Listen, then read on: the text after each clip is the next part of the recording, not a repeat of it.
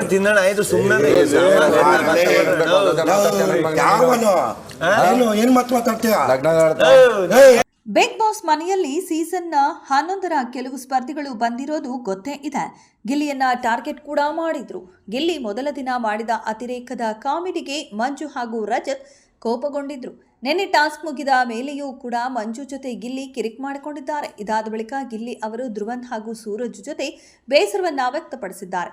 ಎಲ್ಲ ಸ್ಪರ್ಧಿಗಳು ಊಟ ಮಾಡುವಾಗ ಮಾತುಕತೆ ನಡೆದಿದೆ. ಮೊದಲಿಗೆ ಗಿಲ್ಲಿ ಅವರು ತಮಾಷೆಯಾಗಿ ನಾವು ಮುಂದಿನ ಸೀಸನ್ಗೆ ಕರೆದ್ರೂ ಹೋಗಲ್ಲ, ಯಾಕಂದ್ರೆ ಅದು ಇನ್ನೊಬ್ಬರ ಸೀಸನ್ ಎಂದಿದ್ದಾರೆ. ಅದಕ್ಕೆ ರಜತ್ ಬಿಗ್ ಬಾಸ್ಗೆ ಮರ್ಯಾದೆ ಕೊಡಲ್ವಾ ಎಂದಿದ್ದಾರೆ. ಅದಕ್ಕೆ ಗಿಲ್ಲಿ ಬಗ್ಗೆ ತ್ರಿವಿಕ್ರಮ್ ತಮಾಷೆಯಾಗಿಯೇ ಈ ಸೀಸನ್ ಬಿಟ್ಟು ಕೊಡು, ತುಂಬಾ ಜನ ಕಾಯ್ತಿದ್ದಾರೆ ಎಂದಿದ್ದಾರೆ.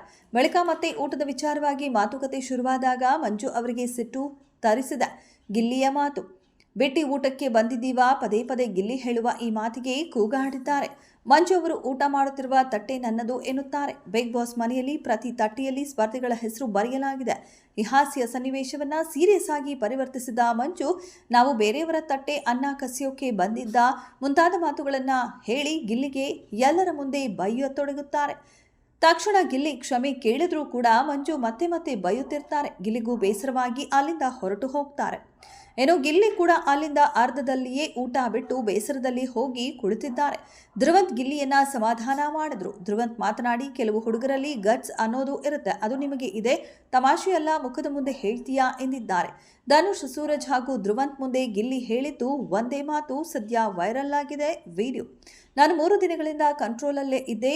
ಮೊದಲ ದಿನ ತಪ್ಪಾಯಿತು, ಅದಕ್ಕೆ ನಾನು ಸುಮ್ಮನಾದೆ. ಕೆಲವರು ಕೇಳಿದ್ದು ಇದೆ, ಗಿಲ್ಲಿ ಹೇಗಿದ್ರೆ ಹೇಗಾದ್ರಿ ಅಂತ ಕಾಮೆಂಟ್ ಮಾಡಿದ್ದು ಕೂಡ ಇದೆ. ಅವರು ಏನೇ ಕಾಮಿಡಿ ಮಾಡಿದ್ರು ನಾವು ತಗೋಬೇಕು, ನಾವು ಸಣ್ಣದಾಗಿ ಏನೇ ಅಂದ್ರೂ ಅವರು ತೆಗೆದುಕೊಳ್ಳಲ್ಲ ಎಂದು ಬೇಸರವನ್ನು ಹೊರಹಾಕಿದ್ದಾರೆ. ಇನ್ನು ಕ್ಯಾಪ್ಟನ್ ಧನುಷ್ ಅವರು ಹೇಳಿದ ಮಾತಿಗೆ ಮಂಜು ಅವರ ಬಳಿ ಕ್ಷಮೆ ಕೂಡ ಕೇಳಿದ್ದಾರೆ ಗಿಲ್ಲಿ. ಒಟ್ನಲ್ಲಿ ಗಿಲ್ಲಿ ಫ್ಯಾನ್ಸ್ ಈಗ ಬೇಸರ ಹೊರಹಾಕ್ತಿದ್ದಾರೆ. ಇನ್ನು ಸೂರಜ್ ನಡೆಗೂ ಫ್ಯಾನ್ಸ್ ಮೆಚ್ಚುಗೆ ವ್ಯಕ್ತಪಡಿಸಿದ್ದಾರೆ.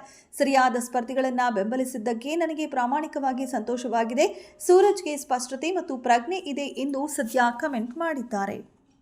ಇದೆಷ್ಟು ಈ ಹೊತ್ತಿನ ಸುದ್ದಿ. ಮತ್ತಷ್ಟು ಸುದ್ದಿಗಳಿಗಾಗಿ ನೋಡ್ತಾ ಇರಿ ಸಿರಿ ಟಿವಿ.